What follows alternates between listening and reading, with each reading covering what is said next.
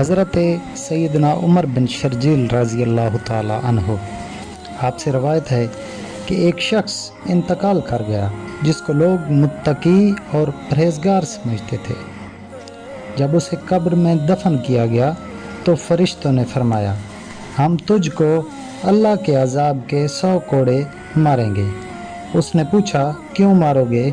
میں تو تقوی و پرہیزگاری کو اختیار کیے ہوئے تھا۔ تو فرشتوں نے فرمایا، چلو 50 کوڑے ہی مار دیں گے۔ اس پر وہ شخص برابر بحث کرتا رہا یہاں تک کہ وہ فرشتے 1 کوڑے پر آ گئے اور انہوں نے عذاب الہی کا 1 کوڑا مارا، جس سے تمام قبر میں آگ بھڑک اٹھی۔ تو اس شخص نے پوچھا کہ تم نے مجھے کوڑا کیوں مارا؟ فرشتوں نے جواب دیا،